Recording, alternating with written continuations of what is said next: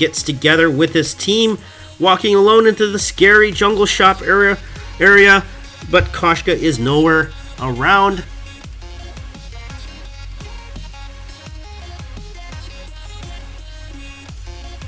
They're going to be content to clear the farm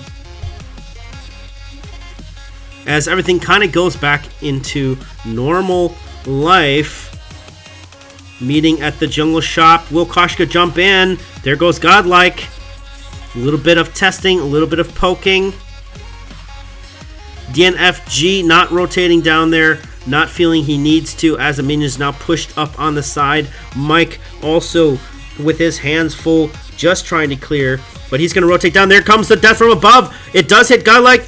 Rocket X comes in, takes out Godlike. Gauntlet comes in, stuns out Thantos, but Thantos with enough time to get away, jumps back in, pounces, but the barrage clearing the way. Rocket comes in. Oh, nice. Rocket takes out Thantos and repositions him into a position where he can now go back to farming the lane. Nice job from DNFG on that B skill hit to get successfully repositioned and seal the kill. Fantastic job from him on that. I thought he was going to dive in and put himself in a very difficult position right next to the Koshka, but it wasn't so. It paid out for him. He knew the amount of damage that Sky could do with that B skill and decided to go for it. I mean, the Suri Strike, really good damage with when you're running the Crystal. You know, he's got that Frostburn already locked in with the heavy Prism, so he is front-loading a lot of damage. So his Barrage, both his Barrage and the Suri Strike, going to do a lot of damage. Maxing out the Suri Strike before the Barrage too, something that I also like to do with my Sky when I go Crystal. Oops, looks like air server crashed. Hold on one second while I get this back up.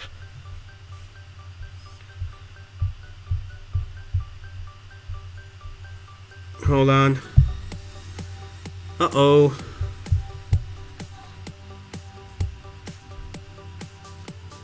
Alright, let me just... come on, air server, work!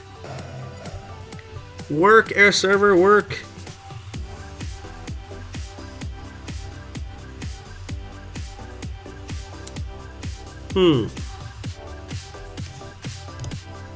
Alright, hold on one second. Let me restart air server here. Sorry about that. Hold on while we solve these technical difficulties.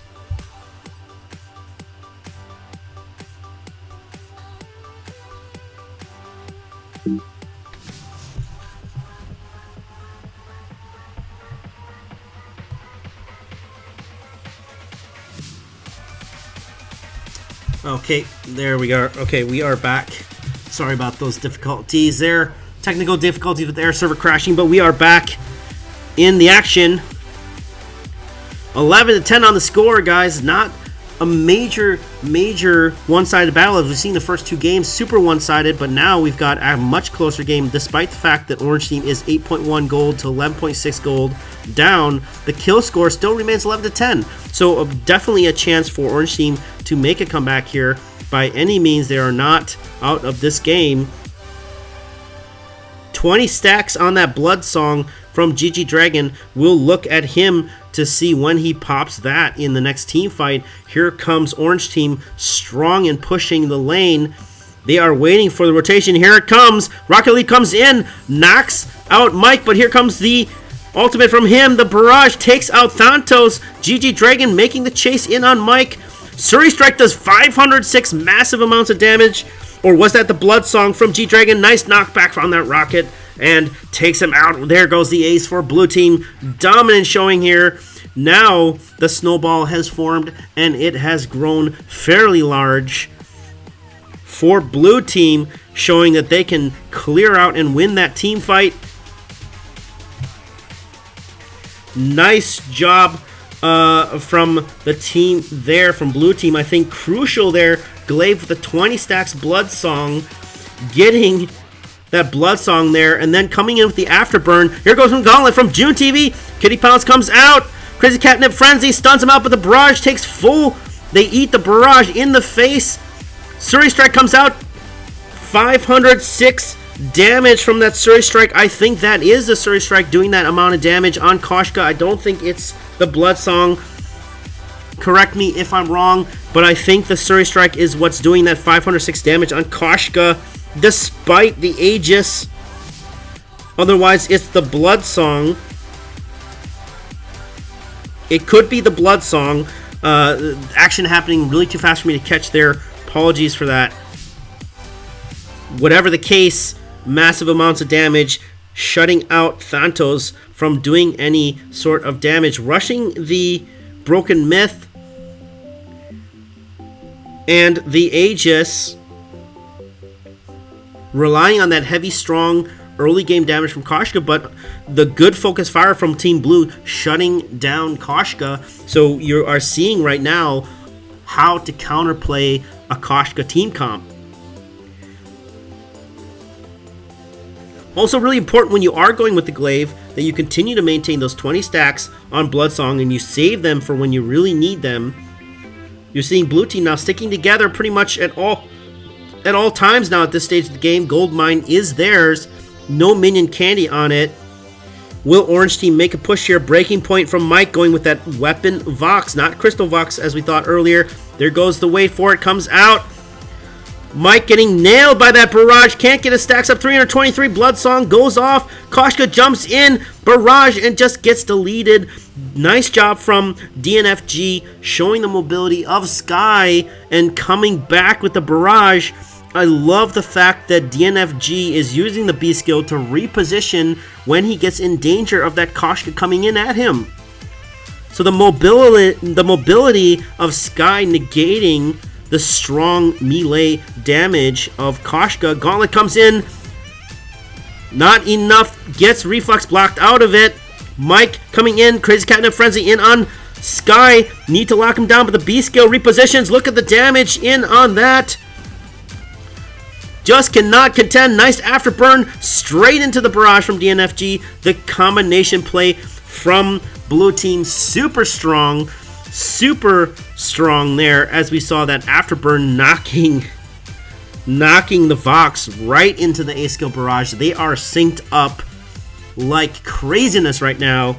They are absolutely synced up. The teamwork here is fantastic. Infinite Pride cannot do anything despite a fairly strong team comp. Take a look at the builds here. 22-10 in the end, despite being 11-10 not too long ago. Look at the CS numbers. Mike with 90, 110 for DNFG. So not a massive amount of CS difference here, actually. The jungle, 74-60, is where you saw a little bit more difference there. Glaive, for the first time we're seeing in a long time, going here with the Star Blade Tension Bow. So this is a previous 1.9, 1.10 patch Glaive build that we're seeing. The double fountains helping them out in this team fight. Sky also, again, dominant Sky play. We're seeing why Sky is being banned by a lot of teams in Southeast Asia. Just the amount of damage that Sky can do with both the Surrey Strike and the barrage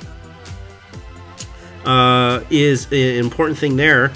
Both Ardens doing their job to keep their teams alive. You're seeing June TV go with that SHiversteel as he realizes they need to lock down both the Vox and the Koshka from running away. So a pretty good, interesting buy from Arden. I rather like Arden's running with SHiversteel when it's appropriate. Very powerful item.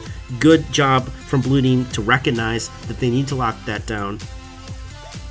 Thanatos on the Koshka side, going for that Broken Myth and the Aegis. The problem with going with the Broken Myth and Aegis is without enough crystal power, you are not going to be able to deal out the massive amount of damage in the end towards the latter half of the game. In the beginning, it's great because Koshka has such strong beginning power and attack power that with extra defense, you can really outlast a lot of team fights. But once you start going towards the mid half of the game, the damage falls off with Koshka with only a Broken Myth, and you're seeing when you fight against a strong damage-based team like the Blue Team here, you are not going to be able to stick around long enough to do any damage, putting your team into a 3v2 situation. And that's exactly what we saw here.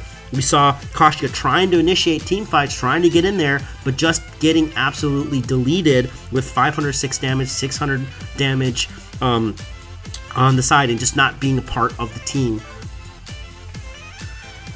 All right, I can't talk about Vox's build as he's sold a build, and from what I understand by the refs have told me that is not allowed. That's a warning for their side.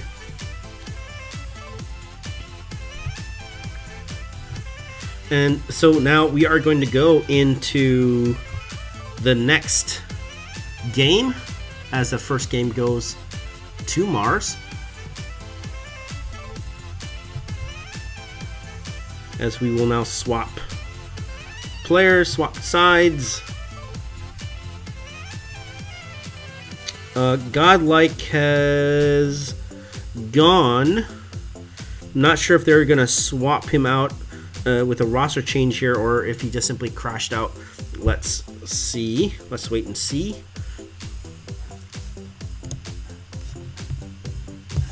I'm going to go ahead and change sides here.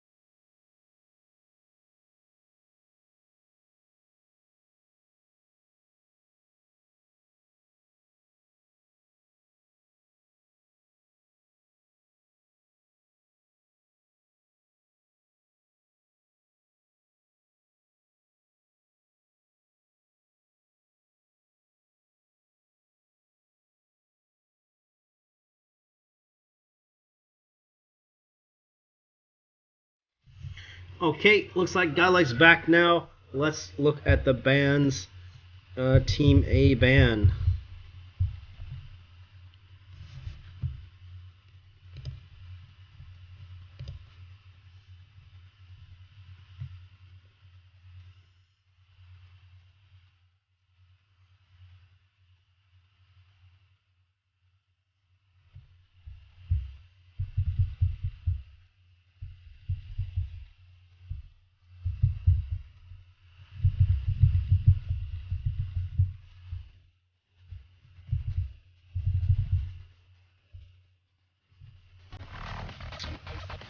They ban out Sky.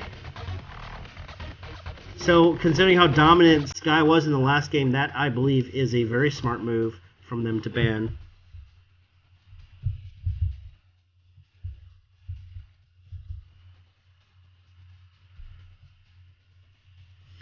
Team B bans Ringo. Okay, so it's the same bans, but just kind of flipped. Okay, so let me move Ringo. Ringo is banned now. So it's the same bans. It's similar bans. It's just Sky now banned from Infinite Pride due to the dominance that we saw of DNFG running that Sky. Not sure why. Yeah, I mean the question again can be asked: why they banned Ringo again?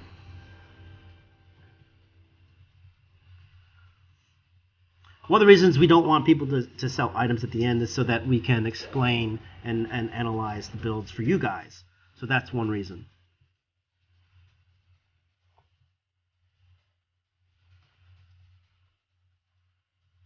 Especially for me. For me as a caster, I definitely want to be able to see the builds so that I can comment on them for you guys as well. Alright, we're already up next. Looks like they are well into the bans. Sorry for the character picks. We are underway already.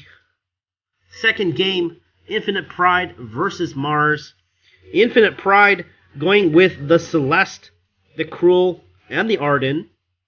Mars going with the Arden, Celeste, and Glaive. So very similar builds in terms of, or very similar team comps in terms of getting that Celeste pick in. So we're seeing the first real Celeste being used now, since it's been banned in a lot of previous games. SEA server highly into the Celestes. So now we are seeing the double Celestes now in this match. How will it pan out for them? Early pushing from Mike onto DNFG. Just getting nailed by those Heliogenesises. Heliogenesi? I don't know. Someday they'll write a book in terms of how we define this. In the meantime, oh, look at this. Early aggression from Orange Team, going straight at them, understanding that Cruel needs that jungle farm. Double core collapse as Mike comes back across. June in trouble. Thanos getting the stacks, but not quite enough. And oh, look at that. That Scout Trap takes him out. Mike takes out June. But they're not going to push further. Oh, here comes Thanos in on DNFG. DNFG gets taken out. Unlucky. Coming in at the wrong time. Wrong place at the wrong time. Giving up a kill to blue team. They were happy to run around and just grab that kill and say, thank you very much, sir. We'll take that freebie. G-Dragon afterburns away from Godlike. Very conscious of his team now just spawning in.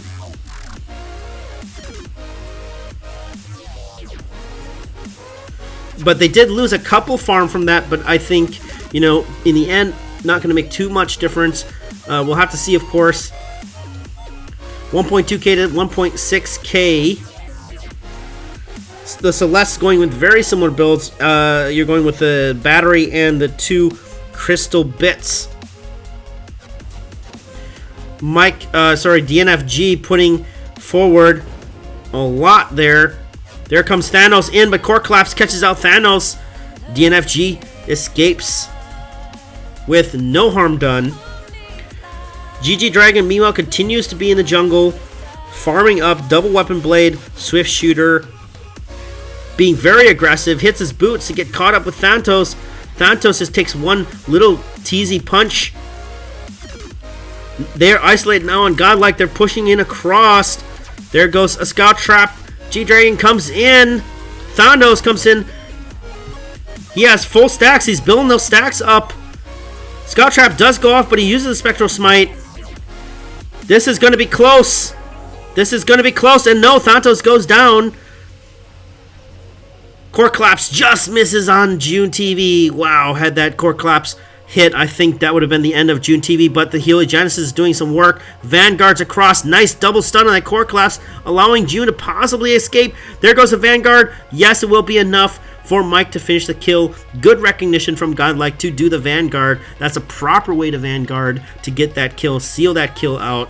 Mike doing a good job of rotating across and helping his team and still not losing farm in the lane. So fantastic job from Mike right now, sitting at 25 CS compared to 33 CS, getting a little bit behind because of his rotations, but I think in the end worth it to prevent Cruel from losing his farm, because yes, you might suffer a little bit right now, but Cruel, once he starts getting enough gold, is going to come into his own later on in the game, and it's really going to help for them not to get pushed out of the jungle. And that's exactly what you want to see from your team, is you want to see that rotation to prevent the jungle farm steal. Orange team being very cheeky, try to go there and counter jungle. Core Collapse goes across. Heliogenesis. GG Dragon in trouble, but gets away. There goes a pot. Mike just continually trying to get those CS. So the Celestes with their Helios doing a lot of damage, really crucial to a lot of the team fights that they get those Helios, and the Core Class playing an important role in terms of making sure you're locking down the enemy so that you can get your Supernovas off, which have been buffed in this latest patch now, remember.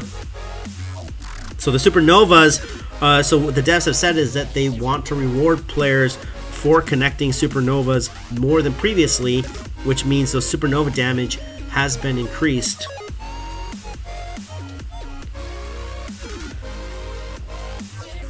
There goes a flare. They know that they're there. Cruel's going to just be content with taking out a couple of farm. He is a hungry mofo, and he is content with doing that. Look at this gold mine take. Orange team is going to exchange gold mine for turret, perhaps. Core collapse in. Mike trying to defend. A good split duties there from blue team to have Celeste not give up the turret and still get the farm and still get the gold mine take.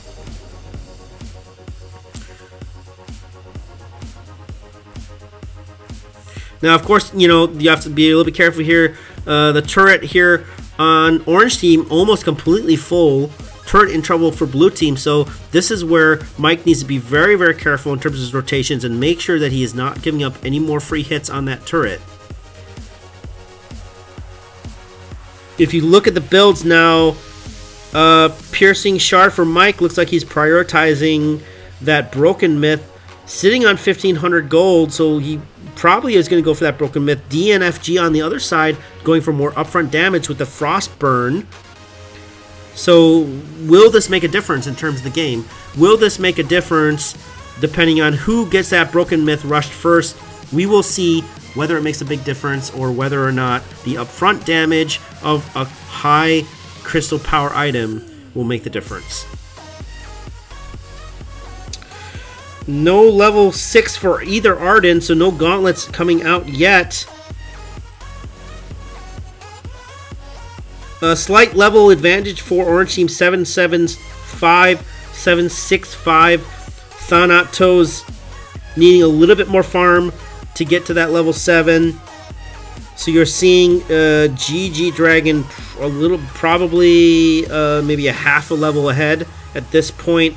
So Thanatos needs to get that farm in, which he does. He's now even, but half a level behind GG Dragon. DNFG almost got caught there shopping.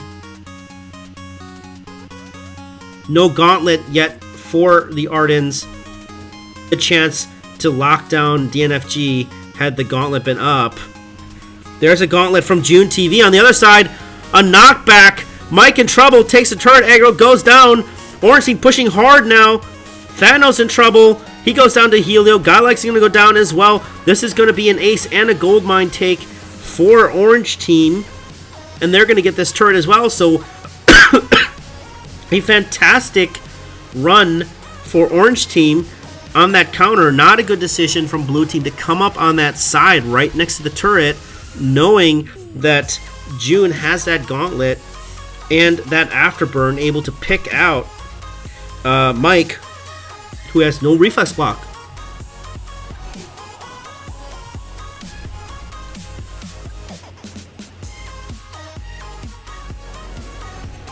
Core collapse goes out. Gauntlet now from blue team, but Mike not really part of the fight. Mike is too far away.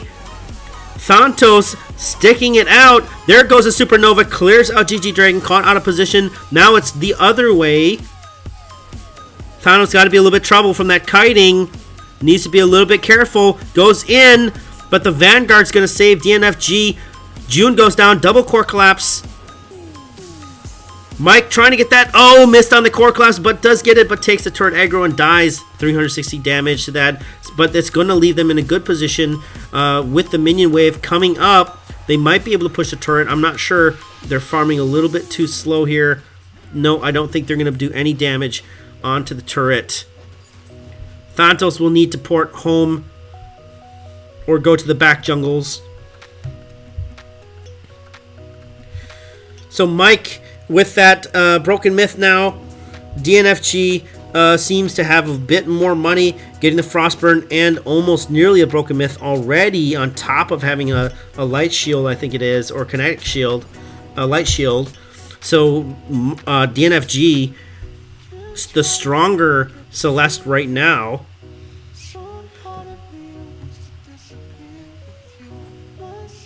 Good games here as they go back and forth. the team fights here. Supernova connects and already takes down Godlike. Godlike gets caught inside the gauntlet. He's going to go down.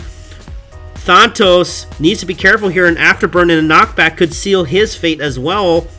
Here comes Mike. Try to put in afterburn. Catches him the wrong way. Core collapse saves Thanatos from getting caught. But the kite damage on Mike. Look at how much damage. Oh, wow. Nice job from DNFG to take out Mike. And that afterburn in on Thanatos clears him out. Great opportunity from GG Dragon to use it afterburn and recognize that Thanatos is ripe for the picking. Look at the Helios just chunking out damage. Blue team looking in trouble as Orange team now starting to clearly dominate team fights. 13.6k gold for Orange team, 9.2k for Blue team. The snowball has formed and it is growing large.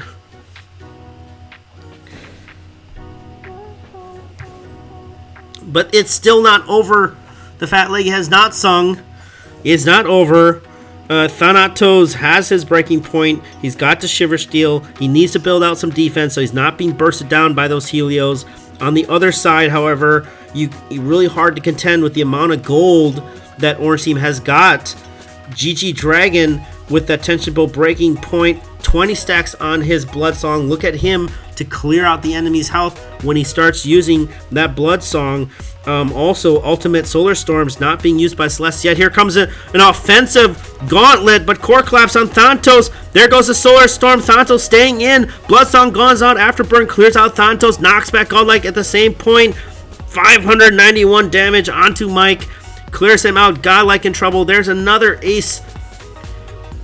GG Dragon nearly going down to that turret aggro. Not sure it's a smart move for Godlike to use an offensive gauntlet there. I don't think it's a smart move for him to force a fight for his team, seeing how underfarmed they are right now. It clearly don't need to give another ace to Orange team. So I'm not quite sure I agree with that. Offensive gauntlet there from Godlike. I think you need to be a bit more patient. Keep the minions off the turret. Avoid team fights. Let Thanatos get more gold. Let him get more XP. Because right now you're looking at a major XP difference, level difference here. 9, 12, and 12 versus 12, 9, and 9. So Thanatos really hurting right now. As you know, Cruels can be very powerful, but they have to get that gold. And so I think what you're seeing, be careful here, Thanatos. There goes the Supernova, hits him. They're going to push now, initiate with the team fight. They're in on Thanatos, level 9. He's in trouble. There goes the ultimate, just clears him out. Godlike's going to go down to DNFG. And on the other side, Solar Storm not enough to save Mike, and Mike gets taken out on that 1v2. GG Dragon just too tanky with the Atlas Pauldron and the Fountain. Not to mention those breaking point stacks just absolutely wrecking. And that is going to be yet another ace for Orange team. Thanatos diving in on this one. I don't think this is a good decision. Thanatos diving in. Why are you doing that?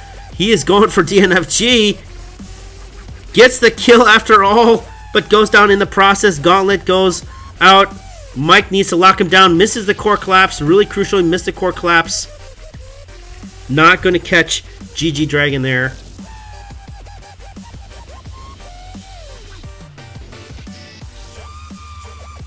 If they can just last a little bit longer, Thanatos can come into his own and help out.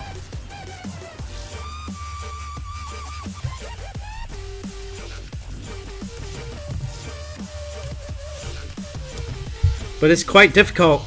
I mean, you've got similar builds from both Celeste. Mike going a little bit more crystal heavy, and DNFG going a little bit more defensive. But all in all, fairly similar. Orange team's going to go right ahead and go after this Kraken. The Warhorn helping June to take this Kraken fast, but a Solar Storm could come in and steal it.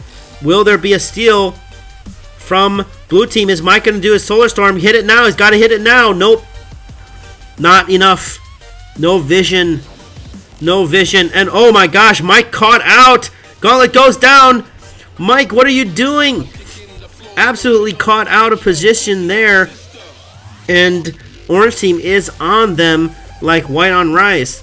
They are on them, and that is going to be GG. Solar Storm comes in. Thanos has nothing he can do. They continue to get a beautiful core collapse from DNFG to lock out Godlike. And that's the 509 damage on that Supernovas. Mike is just trying to do his best, but here comes the Kraken, and she is going to do a lot of work. Fountain hit from Fountain hit from June TV does a good job to ensure that nobody gets taken out there, and that is the game. That is the game. 19-9, 23k gold to 13.2k gold. At some point, you saw Orange Team just flip a switch and go into high mode and just push all these team fights their way. A lot of that has to do with the early game aggression. So you saw early game aggression coming in, GG Dragon and June TV pushing the blue side jungle and creating a gold starvation for Thanatos. Oops, accidentally didn't look at the builds. Dang, sorry about that, guys. But the comments I can say here is that, you know, the Celeste built pretty much similar, I would say. The big differences comes down to the jungle where you see that the Cruel gold starved, not able to get his build up. He did have, you know, Breaking Point SHiversteel, which is the core, one of the core parts of any Cruel build. However, being level 9 versus level 12 means that they cannot fight team fights, and the problem is that they were engaging in risky team fights when they should just have been sitting back and trying to bide their time. On the side of Orange Team, good job from them for recognizing opportunities. Catching Mike out in the lane hurt a lot there. I'm not sure why Mike was so far out in the lane there. Caught out of position, giving them a free kill, essentially. And no contesting the Kraken. I mean, you knew they were going to take it. If I'm Mike, I might as well throw a Solar Storm in there and maybe try to get a steal. Alright, with that said, good job for that. They are going to now move ahead, go into the next round with 3 points. We are going to take a quick break and reset for the final match of the night, which is going to be Bumpaw versus Saturn. So stick around, guys, while we get that set up.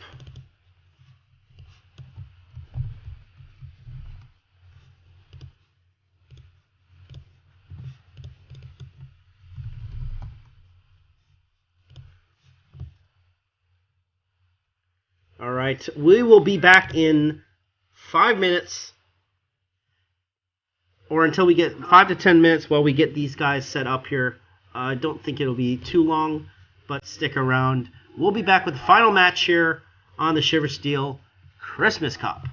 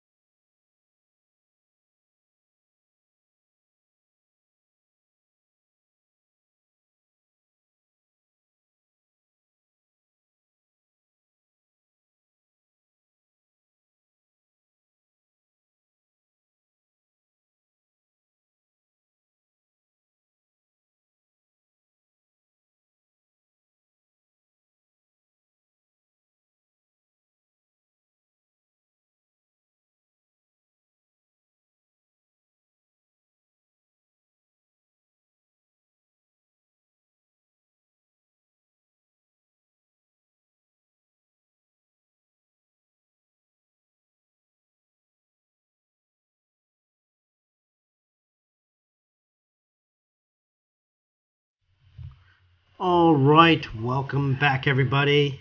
Currently now in the bands. Let's see, Bumpaw has banned Rona. Okay, Bumpaw has banned Rona. And it looks like Koshka has been banned by Saturn. So it's a Koshka ban on Saturn, which is a pretty good ban, seeing as how Koshka is very strong right now. So that is going to be a good ban from them. So Rona and Koshka, so two of the strongest early game, early progression type characters.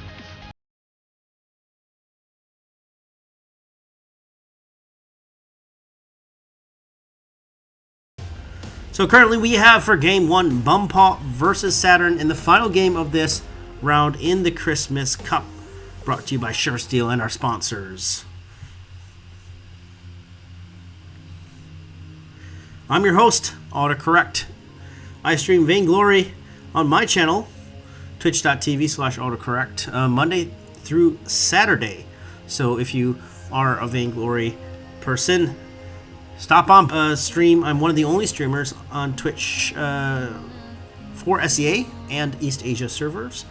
Do play on NA occasionally, but I'm pretty much focused on the Asian time zones because I am in Seoul, Korea. Stop on by, become an Autobot. Alright, we are now into this final game. Are you excited? I'm excited. As the teams get ready to square off, we've got Bumpaw with the Cruel, Scarf, and Finn. Nice to see Finn here. And now we've got Saturn with the Fortress, Arden, and Ringo. So interesting that we're going to be seeing a Jungle Carry Fortress. We know that Jungle Carry Fortress is strong in the early game, but will it be enough? Will it be enough? It may be. I mean, because you've got the Cruel, which is a pretty weak early game character. Obviously, what you want to do against a Cruel is you want to force him to starve. You want to starve him of gold. Fortress being a very good, aggressive, strong early game hero. I expect to see Saturn pushing and prodding at blue team, especially the Cruel, to try to get him away. But keep in mind, Finn's early game damage, not something to sniff at either. So there you go, here we go already. ZZ coming in on that Cruel. Cruel's just trying to run away. Not going to be able to run away. And he goes down in a blaze of glory. Prof trying to get away. There goes a nice flare. They've got him cornered. And looks like they're going to just eat away at him. Look at the burst on that B skill from ZZ. And they have done exactly what we talked about, which is to just starve the Cruel. And for those of you who complain and always talk about how Cruel is so OP, this is the way to lock out a Cruel. Just steal the gold. Now what blue team needs to do is they need to leverage the Finn. Flynn's A skill has a massive amount of damage. They need to leverage that, and he needs to keep them away from that Cruel. Scarf should be rotating across back a little bit more. Again, you know what we saw in the previous game with the same tactic of the team trying to steal the gold from the Cruel is that the result is that you need a faster rotation, a more often rotation from your lane character. Otherwise, if you just give up the jungle farm, then what happens is that your Cruel ends up just being level 9 when everyone else is level 12, and that's exactly what happened in the last game. Now, if this means that your laner loses a little bit of CS, then you're going to have to be careful in time when you rotate down.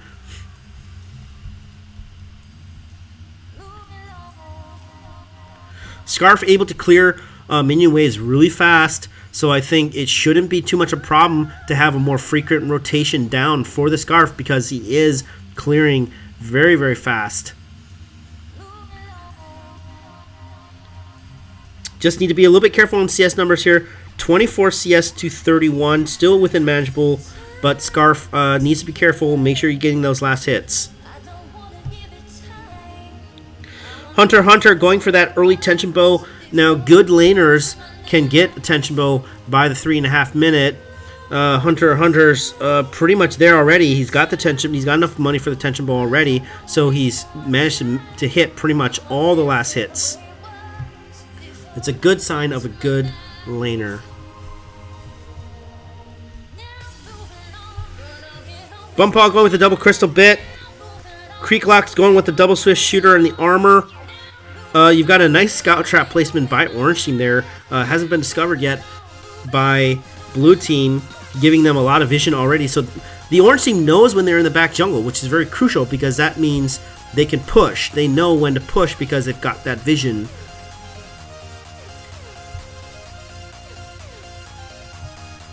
Okay, so a lot of scout traps being placed by Orange Team. They're putting themselves in a position to be very offensive and possibly come up on the backside of this Scarf. Will they do it? Will they do it? There goes Achilles heel slow. MX comes in. Nice gank on the Scarf. So we knew that was going to happen as we saw the Orange Team line up. What's crucial was the initiation timing of the Achilles heel shot from Hunter. Super crucial and really important for Ringos, and something that they do very, very well. Ringos do that very well, is they initiate and lead team fights with that Achilles heel shot. It's got a longer range than your basic attack, but it's got a massive amount of slow. So it's always really good to get that in. Currently vision lacking from Blue Team, which is what allowed Orange Team to tee up like that, is that Scarf had absolutely no idea that they were there because he had no vision. Now, it's something that you want to make sure you're doing as a laner is take care of your lane bush. Don't always rely upon your support to be putting all the scout traps, right? Share the financial burden of the scout traps across the team.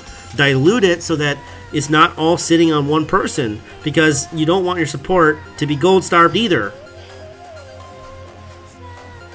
So I think it's very important for laners to take care of their own lane bush.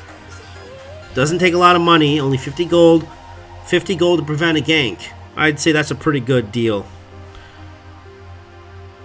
Ringo has rotated down now. The minion camps have spawned for Blue Team. They're not, and they haven't caught the rotation. So Orange Team is going to go ahead and go for that gold mine. A ninja take of the gold mine. They are going to get it. They've got that scout trap for the vision there. Too late. Too slow to react. Here comes Hellfire Brew in on Bumpaw. Split now. Blue Team split. Here comes Creeklock getting nailed and just melted. That tension bow proc along with that heavy steel doing massive amounts of damage with that Ringo. The burn is not strong enough currently for Bumpaw. He needs a little bit more crystal power. I think if he gets, once he locks in that Shatter Steel, the poke power is going to be a lot stronger, and that will be what will prevent more aggressive, risky pushes by Orange Team. But until then, they have to be careful. You know, Ringo also being part of a lot of those team fights, managing to lock in a lot of those team fights. But again, you know, he's good job of getting last hits on all of these minions. Hunter is showing a really good job of how to last hit these minions. Super important for those of you watching at home. I also really like this build. Hunter is using. I think it's a good build. It has enough good early damage with the tension bow, but also you're buffed for late game with that possible Sorrow Blade from the Heavy Steel. Heavy Steel also being fairly cheap in terms of a second tier buy, but it's still a decent amount of weapon power. I think what needs to happen now is he needs to be careful and start building out some defense. They're not contesting their jungle, so Bumpaw needs to really understand how to deal with this jungle invasions, because they are getting all their jungle stolen. Dragon Breath comes in. Bumpaw looking in trouble. Does manage to survive only barely, but here comes Ringo and just clears out Bumpaw. Anchor Pull comes in, but misses. Needs to get away. Not fast enough. Then the possible ace. Yes, there's going to be an ace here. Not sure why they stuck around and give up the ace there. Just need to get out of there.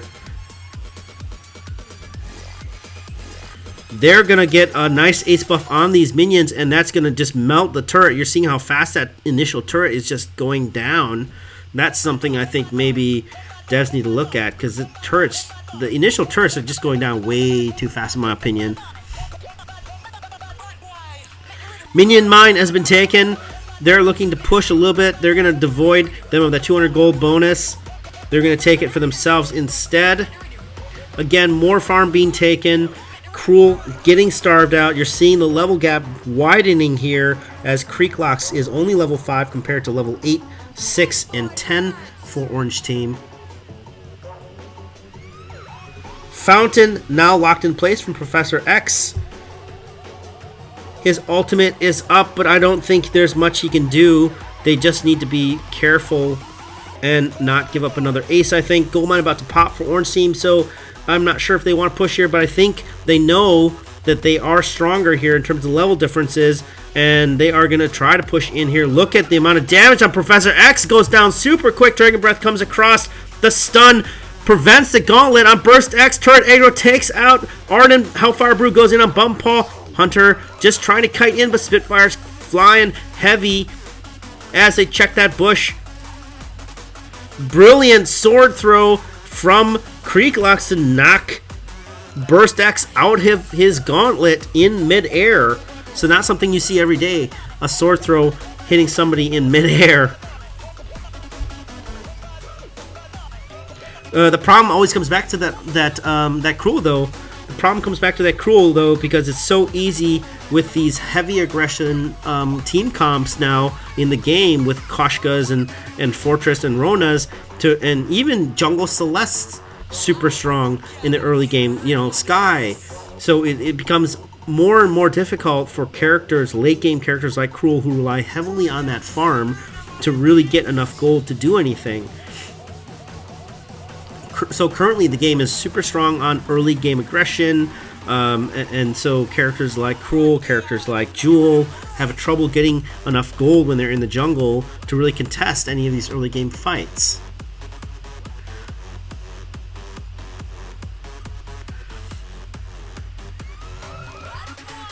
I mean, the biggest problem we have here too, I mean, but you also have to be careful because on Orange Team, Burst X is level 6.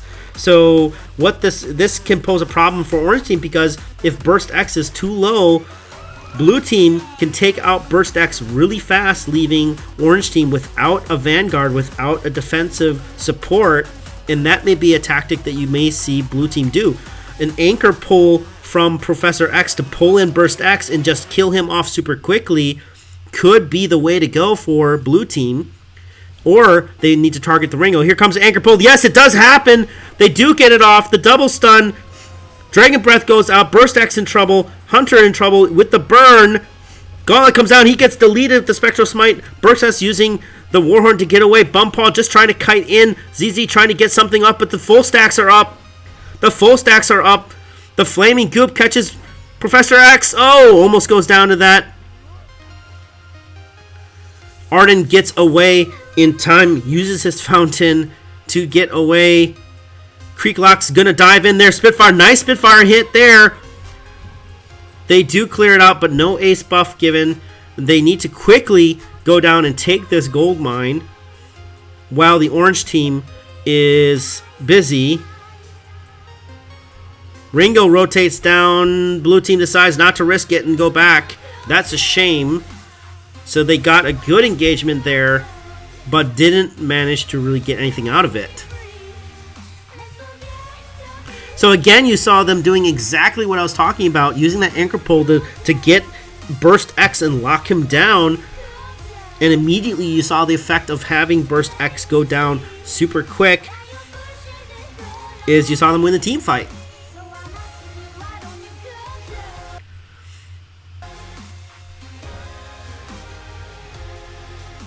Creeklocks, a little bit low on the defensive side, but on the offensive side, nice build. Got the SHiversteel, got the breaking point. Weapon speed, needs a bit more defense now. ZZ trying to just steal that last. It's a 3v3 here. Professor X gets a pull in. Dragon Breath. Here comes a sword throw. They're going for the Ringo. Ringo's a target, and he's going to melt out. Warhorn goes off. Who are they going for? Are they going for ZZ or Burst X? Looks like they are going to go for ZZ. Full spectral stacks up. Can he get the stacks off? Yes, he does. The burn from Scarf is doing the work. Just tons of damage on that burn. There goes an ace. Bump on now turning around. The chance for comeback in the chat starting to ring out as we see a complete turntable from blue team. The focus fire here really what won them the last team fight. So going after that Ringo with a single-minded purpose is what won them that team fight. And so we are going to see them trying to do the same. Will Ringo be protected? Will they be able to protect Ringo enough so that he's able to get his damage in? That will be the difference for Orange Team.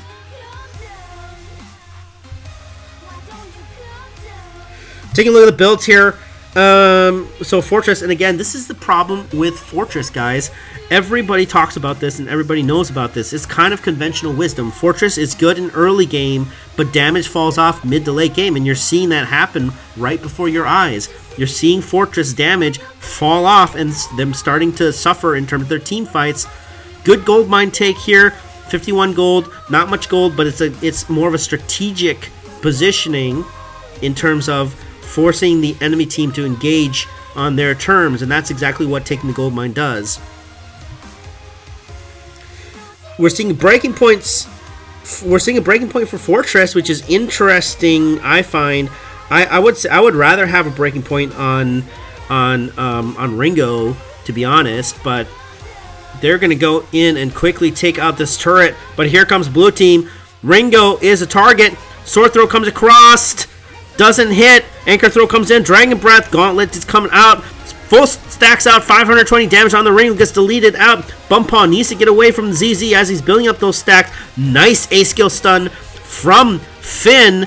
Really crucial A skill hit from Finn to stun out ZZZ when he had the breaking point stacks on Scarf.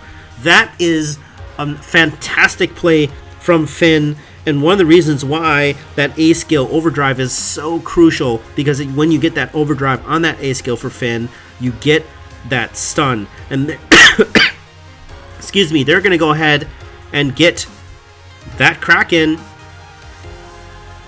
And now you can see blue team making a big comeback here, 16k to 18.9k difference, 10 to 8, but they're winning these team fights with the focus fire. They're taking Ringo out of the game. The damage from Fortress not good enough to fight in the team fights. The burn and the damage from Bumpaw doing massive amounts of work. One of the reasons why Scarf is one of the top mages of this patch. The Frostburn doing some job. There goes the pack of the Hounds. Not going to do too much in terms of deterring. 408 damage on those Spitfires. There goes a Hellfire Brew in on Bumpaw. Not blocked. Here comes a Dragon Breath coming in. Nice distance on the Dragon Breath. Ringo in trouble. 499 damage. Bumpaw with full health, able to kite back. Missed A skill, would have locked down Burst X, but it's fine because Cruel is there and takes him out. 496 damage on that turret. With the full 6 stacks of that Broken Myth, Bumpaw just doing so much damage. But don't forget, Cruel is there now. He's level 12. He's got Breaking Point and SHiversteel. Really good combination of the SHiversteel from Cruel and the combination. And that is a late game comeback from blue team as they take the first win by surprise. Chance of comeback need to ring into the chat as blue team goes from behind to take the game with the late game push combination of Scarf and Cruel. So powerful, but I go back to that crucial team fight where Finn, probably the play of the game, gets a fantastic A skill stun strike to prevent the enemy from taking out Bumpaw and Scarf. Taking a look at the builds here, blue team with the Finn standard build here. The Alice Pauldron, super important when you're facing a character like Ringo who relies upon those kiting abilities. Uh-oh, what happened to... sorry, there we go. Sorry, got it back. Blue team, Scarf, going with that early breaking point and Eva Harvest, Frostburn, plenty of crystal power when you are able and free to get those broken mist stacks up. Orange team wasn't focusing in on Scarf good enough. That is dangerous when you're facing a Scarf. In the beginning, we had a lot of worries. Low-leveled, gold-starved Cruel. But what happened is Orange team let off the pressure. They let Cruel back into the game, which is a mistake on their part because he was able to get a decent build here. Tier 2 armor, breaking point, Shiversteel, and Blazing Salvo means that he has 35% attack speed, 40% attack speed, 75 attack speed. That's enough. That's as much of attack speed as a Tornado Trigger, which means that he is going to be doing a lot of damage and getting those stacks up quick. All Atlas Pauldrons on the side of Orange team. They are trying to lock down that Cruel as much as possible. Atlas Pauldron crazy over here. But if you look at this right away, the first thing that strikes you is not enough damage. Not enough damage. Atlas Pauldrons are great, but if you can't do enough damage, you're not going to win team fights. Damage is what wins team fights, okay? So if you look at this, Ringo with a pretty good build, I was saying, I like the build with the tension bow. He got the tension bow early. He got it in the third minute and 15 second, third minute 20 second, he got the tension bow. What I found is a Hunter x Hunter not leveraging that early tension bow good enough. You need to do a lot more aggression, push a lot more up the lane, bully Scarf out of the lane as much as possible with that early tension bow. Rotate down in the lane, start pushing the jungle even further with that Ringo. And then he went with the Sorrow Blade, which I find is interesting because, I mean, it's good in the sense that it buffs your late game damage, but without a breaking point versus a Cruel and a Finn means that you're not leveraging the opportunity to get free stacks. Finns, by nature, like to push because they're super tanky and they're stun resistant. You can't stun them. So you see a lot of Finn players playing super forward. Now, as a Ringo player with a breaking point, what you can do is you can leverage that and build free stacks. You can have 5, 6, 7, 8 stacks on the Finn before you even engage in a team fight. And then when the Cruel comes in, you're hitting the Cruel with 5 breaking point stacks already. And that's really crucial because what that does is that shuts down the Cruel, because the Cruel was really hurting them towards the end game. And so I think not having the breaking point there hurt them in that late game push. Bonesaw, obviously very important. It gives you 50% attack speed. So imagine if he had had a breaking point, he would have had 90% attack speed with breaking point stacks and armor shredding stacks. I think when you consider that, it's going to be a lot more effective than just going with that Sorrow Blade. Rotate down here to ZZZ, the jungle carry fortress, as we mentioned, super strong in early game, but suffering late game, mid game damage, and that's exactly what you saw here. Early game, they did a great job of pushing in the jungle and starving out the Cruel. The problem is at a certain point in the game, a switch flipped, and basically Fortress was just out of the game. He was not able to do enough damage. He was still in the middle of the team fight for a long time, even with breaking point up to 5, 6 stacks, still unable to seal the kill. Just not enough damage there from Fortress. And one of the reasons why jungle carries are always a risky play here. And in this sense, you saw it penalize the Orange team. So good win for Team Bumpaw. Comeback win in the end. Score of 13-8, 17-minute, 18-second game. So a fairly fast game. Now we move into game number 2. How will Team Saturn adjust?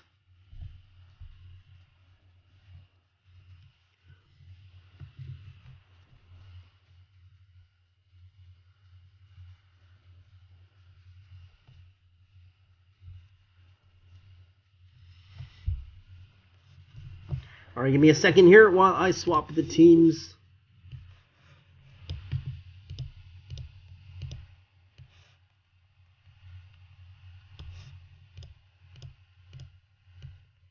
Oh. All right.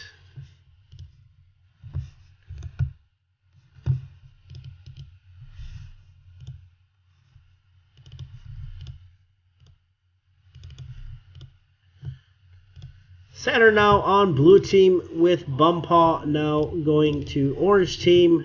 we will take a look here at the ban. Now remember, global ban means that no team can use that hero if it's banned. So as a team, when you're banning a character, you do want to make sure that it's a character that's not going to put your team out too much.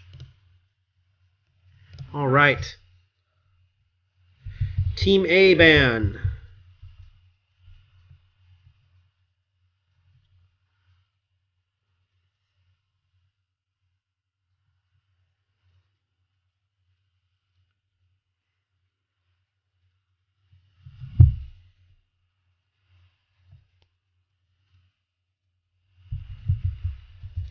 Team A ban.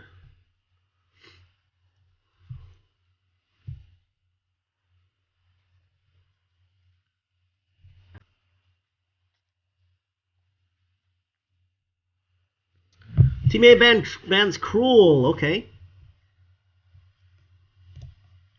Interesting, considering. So I guess what they're decided to do this time is they decided actually Cruel.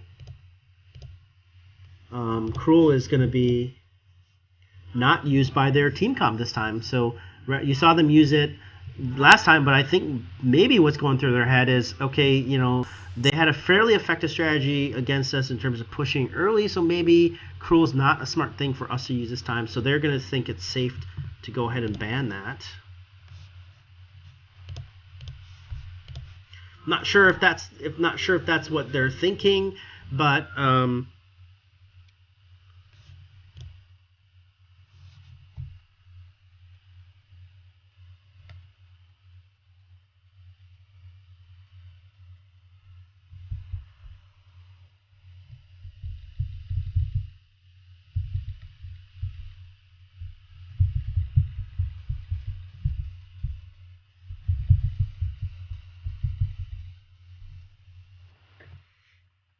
okay. So I think they're gonna stick with the Cruel ban.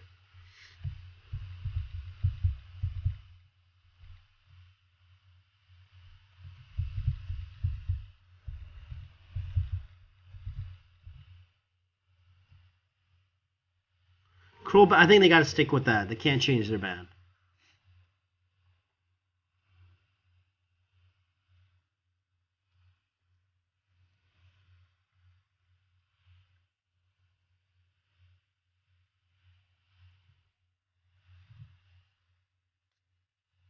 The draft pick system is going to happen in the next round. This is the group stage round. So in the next round, the draft pick will come into play. That's the knockout stage. So right now we're in the group stage, which is 8 groups of 4 teams, double round robin with global bans. Matches are best 2 out of 3. After this whole round is over, we go into round 16, which is best of 3 knockout stage, which is a single elimination with global bans and a 1-2-2-1 draft pick system. Okay, so they Bumpall has then banned Koshka. And now we go into the character picks.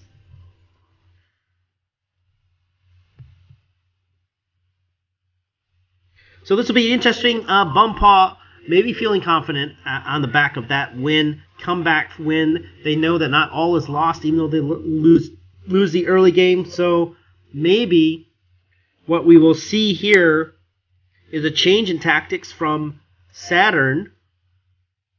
Will they play a little bit more balanced instead of going straight out hardcore aggression in the early game, or will they just continue to go with that strong early game and push as much as possible? Currently, the prize pool is first place, gets a 50% ice prize pool. Second place, 30%. Third place, 20%. There is going to be ice and merchandise, SEMC swag given away. I believe merchandise is given courtesy of Logitech. So there's going to be some Logitech merchandise given away. Tons of ice. And here we go. We are away and starting. So again, Saturn going with the Arden, Rona this time, and Ringo. Again, Hunter playing that Ringo. On Bumpaw, we've got Lane Celeste, Ringo, or Jingo as I say, and an Arden as well.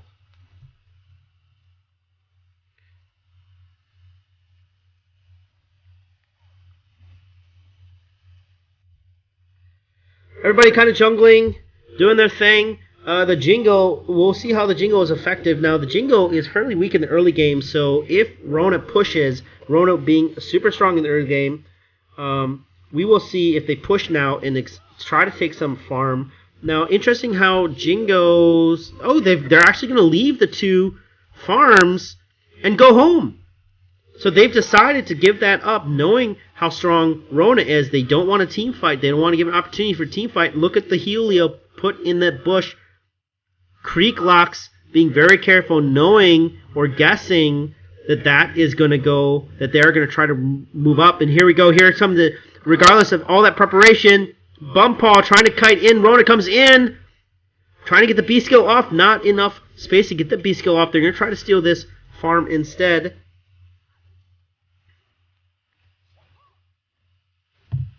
So, playing very conservative. Here comes Achilles heel on Hunter X on the core collapse hits. Nice job. Creeklocks gets a crucial core collapse onto the Ringo, and they take Ringo down, even though they are giving up the jungle here. No counter jungle, however. A rotation down from Celeste here could actually do a 3v2 on ZZ. Now, the problem is they don't have vision, so they don't know that they're coming through this way. Bumpaw in too close to Ringo. Creeklocks coming in across, just barely saving Bumpaw there. Is that, oh, the Scott Trap almost took his life there, but his Twirling Silver saved him. Now rotate back up to the lane. Creeklocks just getting the farm now. Hunter has to be a bit careful here. Creeklocks has already demonstrated his affinity and ability to land those core collapses, so he has to be a little bit respectful of the Celeste play from Creeklocks right now, and he's just concerned with clearing out his farm. But here comes a 3v2. Bumpaw has to survive. He has to survive this. Creeklocks has to come in. Miss core collapse. Oh no! Bumpaw coming in. Creeklocks also getting hit by that. Rona doing so much damage. Missed Helio there, unfortunately. Ringo rotating across they could push back on them now already, but they decide they're not going to. They're going to take this farm.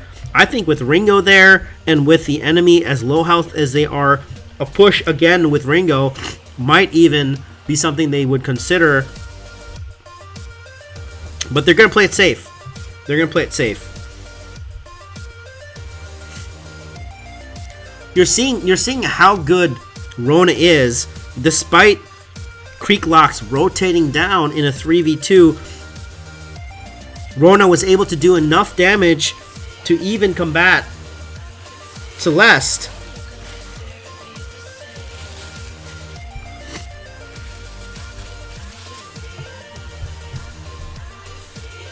Rona only has a double weapon blade. So it's not like Rona has tons of weapon items right now. Just a double weapon blade is all. They're pushing again further. There's no fear right now for them whatsoever. No fear at all as they just go in and take all the jungle that they want. Uncontested from Orange Team. Orange Team not doing any counter jungling either, which is, again, interesting that they're just giving up the jungle like that.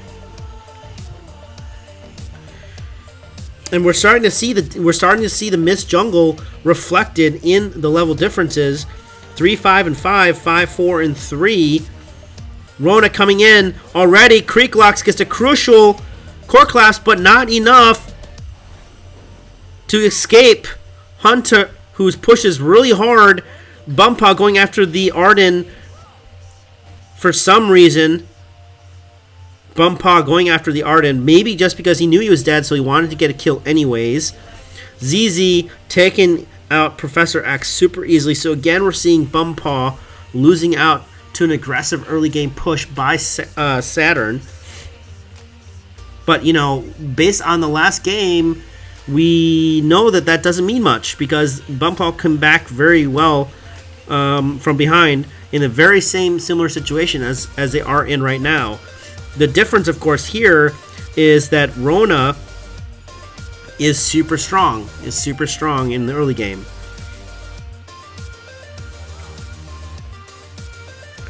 And also the difference here is you've got a Jingo, and provided the Jingo gets enough gold to get some items, I think his ability in the late game to start putting down some serious hurt will make a difference.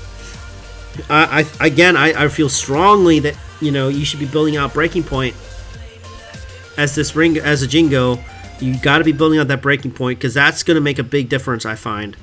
We will see if he does that, though. It looks like he's going with the same tactics as last time, though. He's going to go for that Sorrow Blade Rush, which I just don't feel is enough crit damage, enough burst damage to take out the Rona, because with the nature of Rona, you're gonna be dead before you can do enough damage. So you need that Breaking Point, you need the Tension Bow, you need something.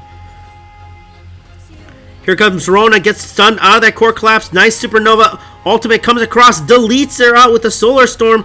MYK Burst in trouble. There goes Achilles Heel. They take him out. So the teamwork from Bumpaw showing here as they collapse really nicely on them, leaving Hunter to get back. And will they go and take the gold mine back now? Will they?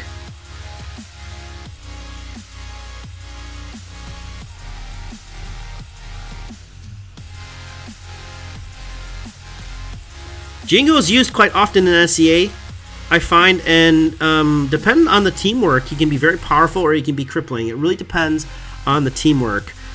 But if we look at the goal difference, 7.1k to 4.6k, is that too little too late? Is that too little too late for Orange Team? Or is a snowball already formed? Looking at Rona's build here, almost a Sorrow Blade, and a double tier 2 defensive items, reflex block, and tier 2 armor. Look at this. They're rotating down. Here comes a gauntlet separating out Rona, but Bumpaw caught in the middle. Hellfire Brew going out on Bumpaw. That's going to clear him out. ZZ chasing Creek Locks. Red Mist goes out and takes out Creek Locks. So again, the big part here is that if you cannot escape from Rona, you are going to be killed really, really fast. And that's the problem here, is that Celeste is just not able to escape that Rona. You know, I think a Shiversteel from Rona or a Shiversteel from Arden would just lock down the fate. Here comes a Hellfire Brew in on ZZ, but a nice Vanguard and a clutch reflex block prevents almost no damage from that Hellfire Brew. In fact, ZZ taking that healing minion actually gained life. So, good job from ZZ and the Vanguard just in time from Burst X.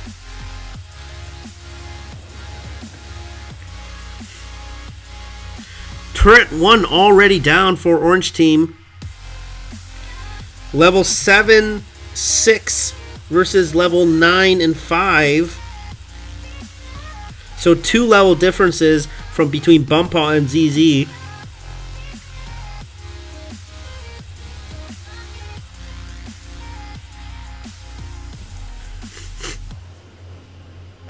Minion Candy on the gold mine.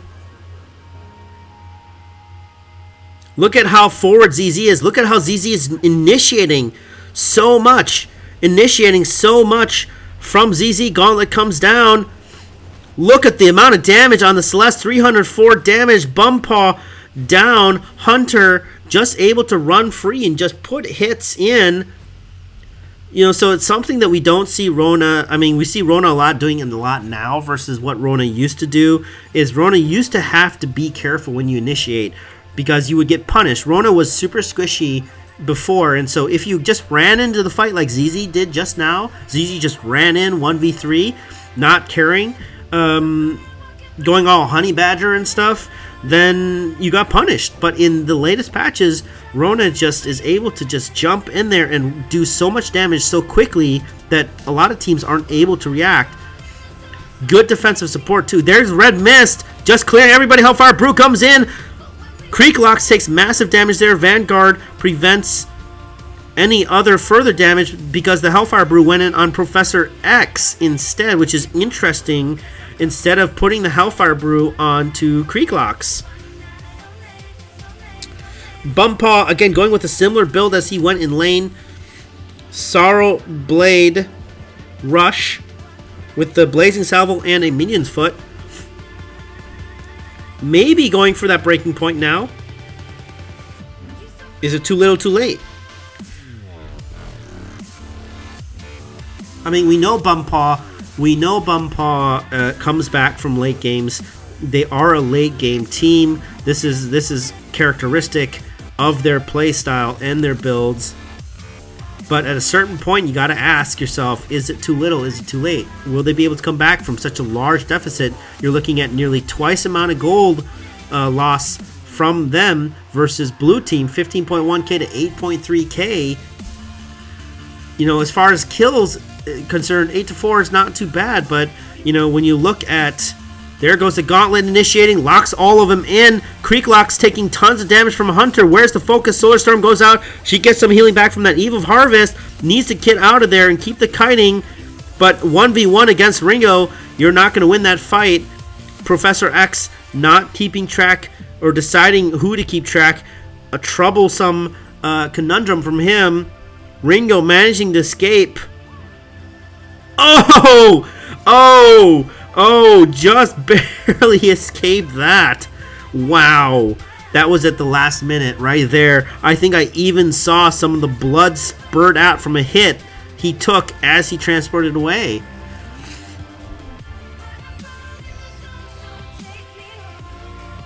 Super close there.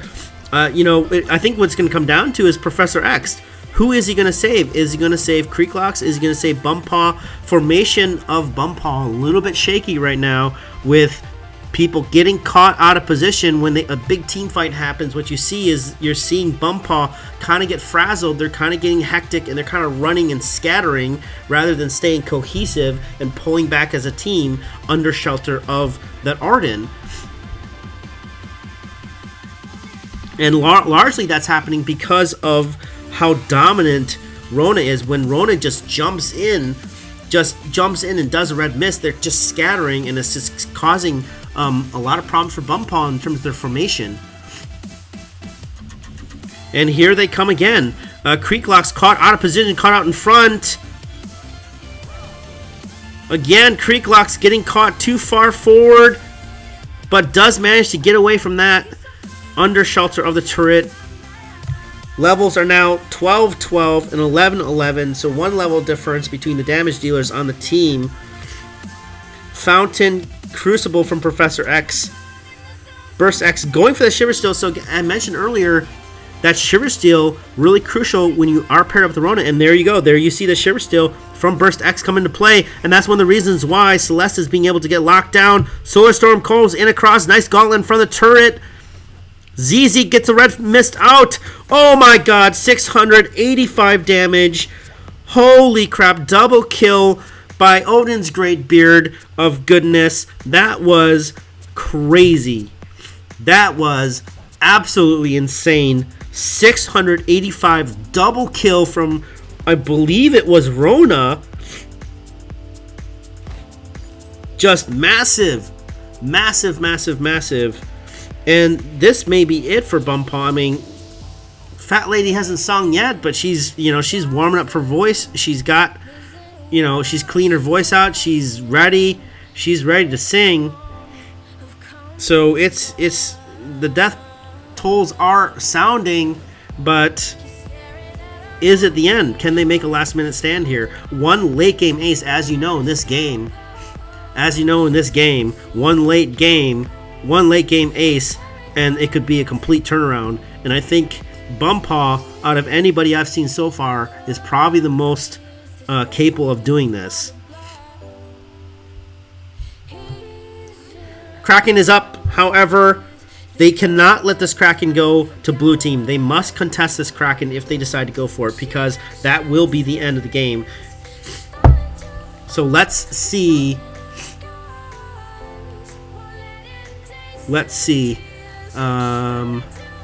What happens here. They're going to bypass a Kraken.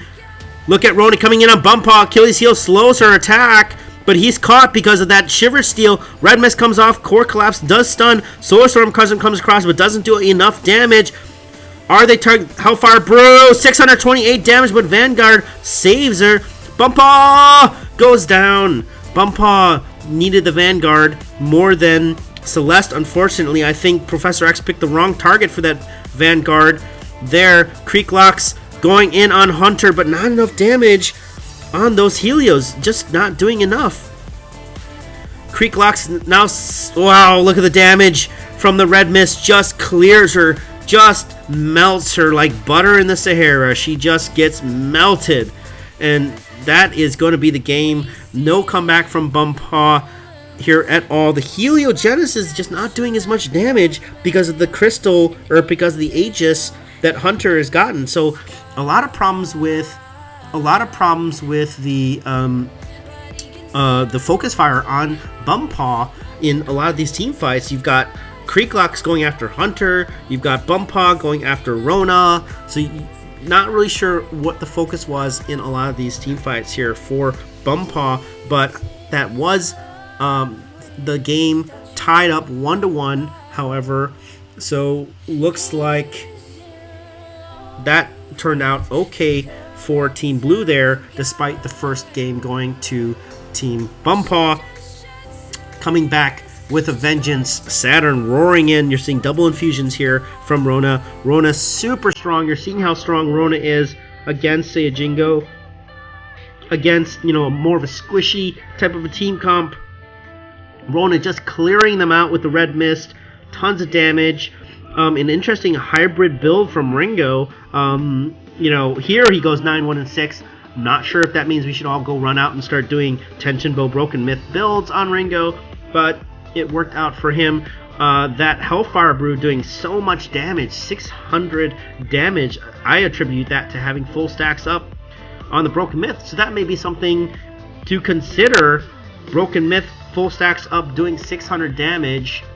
That's very interesting to see. With Arden going with the Shiversteel, I think really crucial. Double Shiversteels, in fact, for both of them. Really crucial for Rona. You're seeing them being able to lock down Ringo. Ringo unable to escape even with Twirling Silver because of the double Shiversteel. Atlas Pauldron also very crucial for locking down Ringo, so it looks like Ringo was just completely taken out of the game, and that's due to good builds from the blue team. Now on the orange team side, we've got, again, the breaking point from Bump Paw, a good buy from him. I think it was still, again, too late. I think you need to rush the breaking point when you are going Jingo, because the Sorrow Blade just not going to do enough. You need faster burst damage. You need to penalize the enemy for allowing you to kite away. And unfortunately, the other problem too is you got Professor X. Not really sure who he's trying to save in a lot of these. Ringo getting caught out in front too much. I believe positioning not good enough for them to survive a lot of these, especially with double Shiversteels. You need to pick out the target. I think you save the breaking point. If I'm Arden, I save the breaking point, knowing that he can do the work of two men. He can go 1v2 if he stays alive long enough. Celeste here as well, 0, 6, and 5. The double tier 1 armor's not enough defense.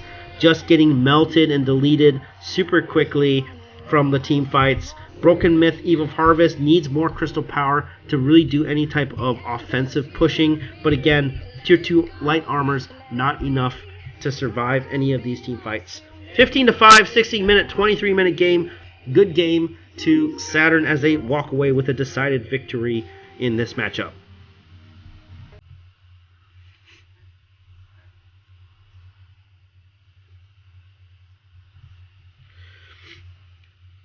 All right, so that 1-1 draw means that both teams get 1 point in this group stage. There is no third tiebreaker game in the group stage, so both teams walk away with 1 point with this team. So a split matchup, and I'm sure we'll see them knock heads in the next knockout stage.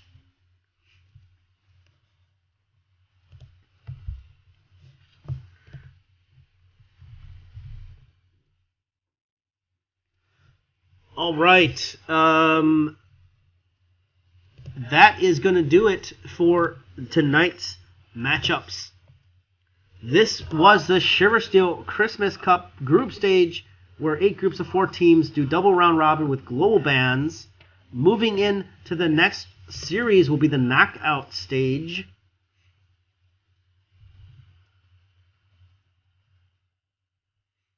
Where it will be round of 16, best of 3 with a single elimination, global bans, and the introduction of the 1-2-2-1 draft pick. I was your host and caster, Autocorrect, streaming live from Seoul, South Korea. I want to thank everybody for stopping by and spending their weekend with us, watching these fantastic games here on the Healthy Unfold between the top teams of Southeast Asia. I will also be doing some of the other shoutcasting as well, so I hope you enjoyed the shoutcasting, and apologies for any technical issues that cropped up, but they will happen because that's the nature of technology. So once again, thank you everybody for tuning in. That's the end of the matchups, and we will see you next time here on the Christmas Cup with SHiversteel.